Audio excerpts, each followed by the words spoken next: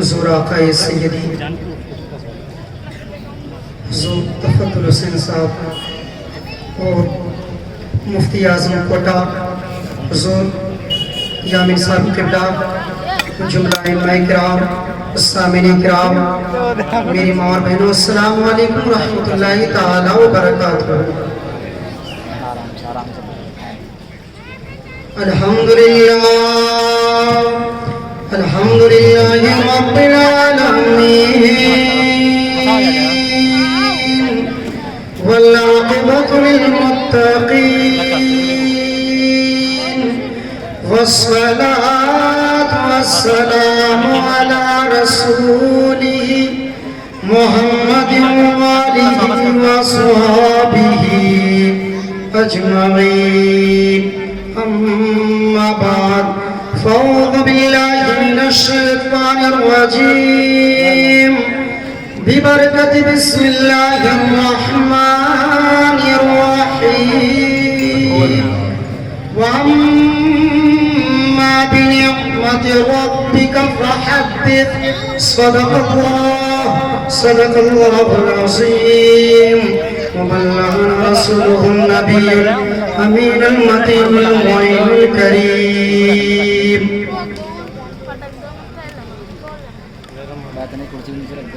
حضرات سیدی سرکار اعلیٰ حضرت شاہ امام احمد رضا خان فاضل بریلوی ارشاد فرماتے ہیں واہ کیا جدو کرم ہے شہ بطحا تیرا واہ کیا جدو کرم ہے شہ بطحا تیرا نہیں سنتا ہی نہیں مانگنے والا تیرا اور فرش والے تیری شوکت کا علو کیا جانے فرش والے تیری شوکت کا علو کیا جانے خوشروا عرش میں اڑتا ہے فریرا تیرا خوشروا عرش میں اڑتا ہے فریرا تیرا اور حضرات آگے کوئی شاعر کہتا ہے کہ جسم یاسین کو سائے سے الگ رکھا ہے جسم یاسین کو سائے سے الگ رکھا ہے نور کو اس نے اندھیرے سے الگ رکھا ہے جسم یاسین کو سائے سے الگ رکھا ہے نور کو اس نے اندھیرے سے الگ رکھا ہے اور فاصلہ عشق کی شدت کو بڑھا دیتا ہے اس لیے کعبہ کو مدینے سے الگ رکھا ہے اس لیے کعبہ کو مدینے سے الگ رکھا ہے اور ایک نقطہ بھی گوارا نہیں اپنی ہی طرح نام محبوب کو نقطے سے بھی الگ رکھا ہے نام محبوب کو نقطے سے بھی الگ رکھا ہے اور آگے کوئی شاعر کہتا ہے کہ ان بجھے چراغوں میں روشنی نہیں ہوتی ان بجھے چراغوں میں روشنی نہیں ہوتی مصطفیٰ نہیں ہوتے تو زندگی نہیں ہوتی حضرات میں سمجھ سکتا ہوں کہ آپ کی محبتوں کا ذوق بڑھ رہا ہوگا عشق کے جذبات بھڑک رہے ہوں گے آپ کی سماعت جس ذات کی متلاشی ہے بس وہ منبر نور پر تشریف لا چکے ہیں بس چند منٹ کے لیے میں آپ کے سامنے میں حاضر ہو گیا ہوں جن کی بیان سے بگڑے ہوئے جن کی زبان سے بکھرے ہوئے الفاظ کی موتی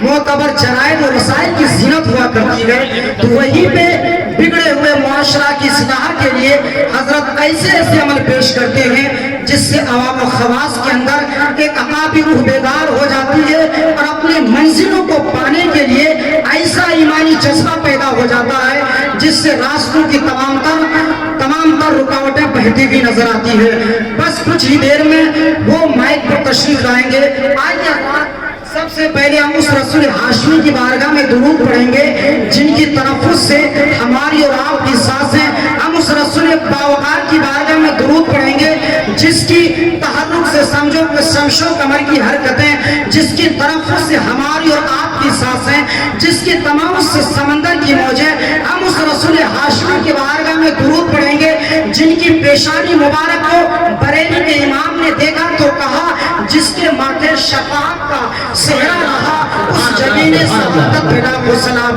ہم اس رسول ہاشمی کی بارگاہ میں درود پڑھیں گے جن کی امامہ شریف کو بریلی کے امام نے دیکھا تو کہا تاج والے دیکھ کر تیرا امامہ نور کا سر جھکاتے ہیں الہی بول بالا نور کا ہم اس رسول ہاشمی کی بارگاہ میں درود پڑھیں گے جن کی منہ مبارک کو بریلی کے امام نے دیکھا تو کہا تیل کی بوندیں ٹپکتی نہیں بالوں سے صبح عارض پہ لٹاتے ہیں ستارے یسوع.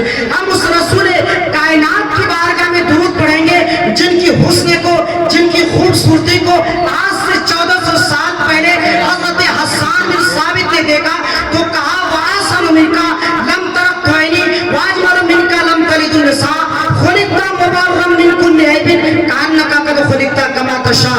یا رسول اللہ علیہ السلام، آپ سے زیادہ بیوٹیفل پرسن میری آنکھوں نے دیکھا ہی نہیں. یا رسول اللہ علیہ السلام، آپ سے زیادہ گڈ اینڈ ہینڈسم کسی ماں نے دھرتی میں جنا ہی نہیں.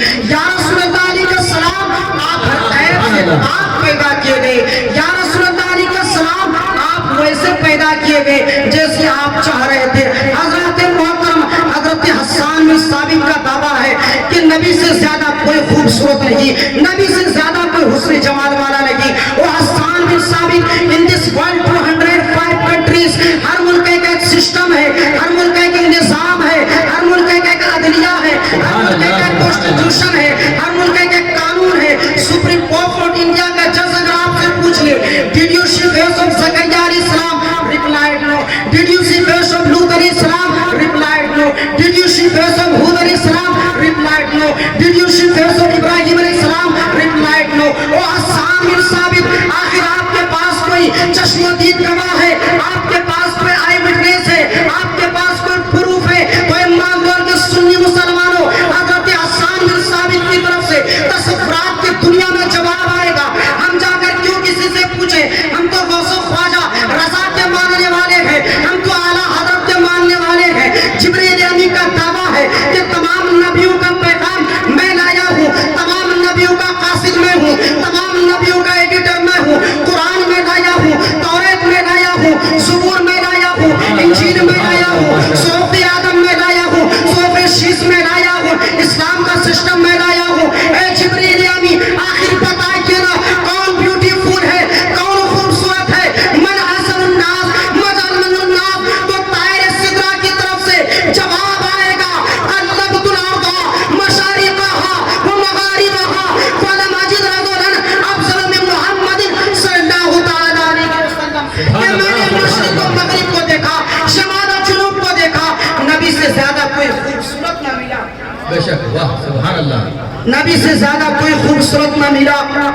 او جبریل امین، آخر یہاں تک تو بات سمجھ میں آ رہی ہے کہ مشرق و مغرب کو دیکھا، شمال و جنوب کو دیکھا، نبی سے زیادہ کوئی خوبصورت نہ ملا. زمین کو الٹ پلٹ کر کے دیکھا، کیا زمین کے نیچے بھی کوئی پبلک رہتی ہے؟ کیا زمین کے نیچے بھی کوئی عوام رہتی ہے؟ آج تک تو نے بتایا نہیں، نہ ہی نیوٹن، ڈارون، آئنسٹائن نے بتایا.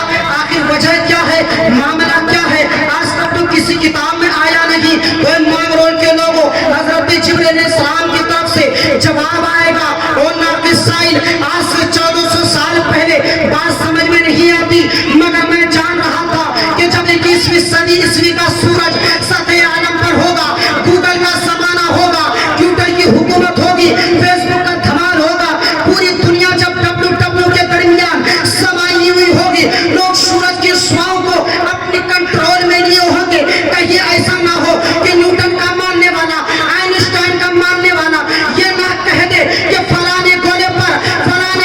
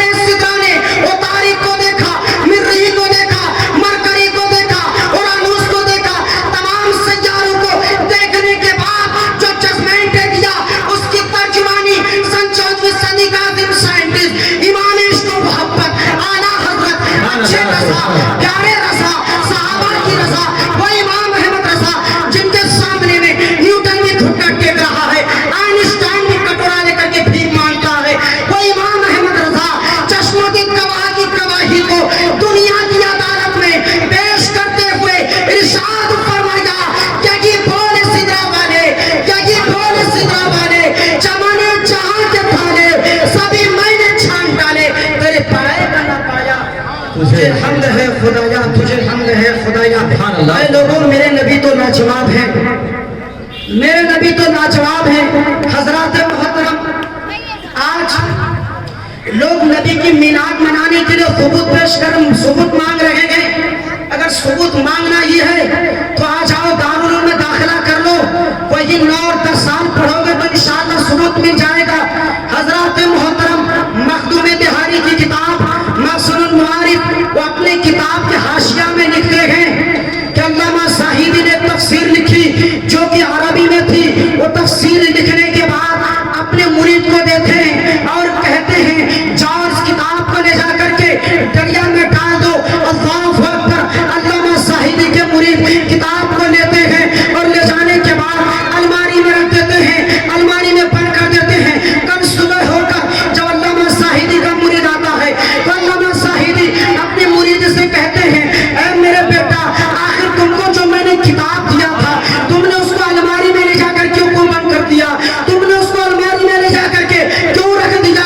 حضرات محترم, اے نبی کے علم کا محاسبہ کرنے والوں, پہلے ولی کے علم کا تو مشاہدہ کرو. ولی بتا رہا ہے کہ کتاب تم نے الماری کے اندر رکھا, ولی بتا رہا ہے کہ کتاب تم نے الماری کے اوپر رکھا. حضرات محترم, علامہ زاہدی کے مرید کہتے ہیں اے میرے سرکار, میں نے سوچا کہ اتنی مہنگی کتاب ہے, اتنی اچھی کتاب ہے, اتنی اچھی تحریر ہے, میں لے جا کر کے تاج میں بندے کر کے رکھ دیا تاکہ قیامت تک آنے والے لوگ اس سے فائدہ حاصل کرتے رہے, اس سے فائدہ حاصل اٹھاتے رہے.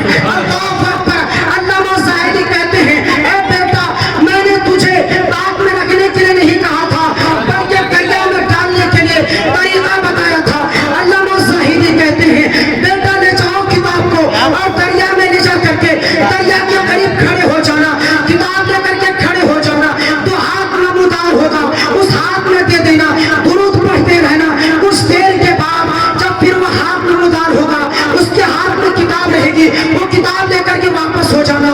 اللہ اکبر. علامہ زاہدی کے مرید کتاب کو لیتے ہیں, دریا کے قریب جاتے ہیں, ویسا ہی ہوتا ہے, دو ہاتھ نمودار ہوتا ہے, کتاب کو لیتے ہیں, پھر کچھ دیر کے بعد کتاب لے کر دو ہاتھ نمودار ہوتا ہے, وہ کتاب لے کر کے علامہ زاہدی کے پاس آ جاتے ہیں. علامہ زاہدی اس کتاب کو پڑھتے ہیں, اس کتاب کو کھولتے ہیں اور جگہ جگہ پر اس میں قلم چلا رہے ہیں. علامہ زاہدی کے مرید کہہ رہے ہیں اے میرے سرکار, معاملہ سمجھ میں نہیں آیا, آخر وجہ کیا ہے, اس کتاب میں آپ قلم چلا رہے ہیں, بات کیا ہے, وجہ کیا ہے. علامہ زاہدی کہہ رہے ہیں اے میرے بیٹا, میں نے اس کتاب کو لکھا مگر میرے علم کا مجھ کو بھروسہ نہیں تھا, میں نے اپنی کتاب کو اصلاح کے لیے دریا میں حضرت خضر علیہ السلام کے پاس بھیجا تھا تاکہ اس کتاب کی اصلاح ہو جائے. حضرات محترم, اسی کتاب کے حاشیے میں علامہ زاہد لکھتے ہیں کہ جب میرے سرکار کا وصال ہوا, جب میرے سرکار کا ظاہری وصال ہوا تو 3 دن کے بعد حضرت ابوبکر صدیق نے صحابہ کو دعوت دیا اور کھانے کا اہتمام کیا. حضرات محترم, جب صحابہ نے ابوبکر صدیق سے کہا اے ابوبکر صدیق, یہ کیسی دعوت ہے, یہ کیسا کھانا ہے, تو حضرات محترم ابوبکر صدیق کہتے ہیں یہ میرے نبی صلی اللہ تعالیٰ علیہ وسلم کا میلاد ہے. حضرات محترم, میلاد منانا, اسے منانا بریلی کے احمد رضا کا طریقہ نہیں ہے بلکہ مدینے کا ابوبکر صدیق کا طریقہ ہے. حضرات محترم, کسی شاعر نے کہا تھا کہ خیال طیبہ مجھے بے قرار کرتا ہے, خیال طیبہ مجھے بے قرار کرتا ہے, نبی کے ذکر کا دل انتظار کرتا ہے. کوئی کرے نہ کرے ذکر شرف محشر, میرا ذکر میرے نبی کا ذکر تو خود پروردگار کرتا ہے, میرے نبی کا ذکر تو خود پروردگار کرتا ہے. حضرات محترم, میں اپنی باتوں کو یہ ختم کر رہا ہوں. استغفر اللہ ربی من کل ذنب واتوب الیہ ولا حول ولا قوت الا باللہ العلی العظیم. آئیے ایک مرتبہ اپنی کر سب کلمہ پڑھ لیجئے, لا الہ الا اللہ محمد رسول اللہ. السلام علیکم. ماشاءاللہ.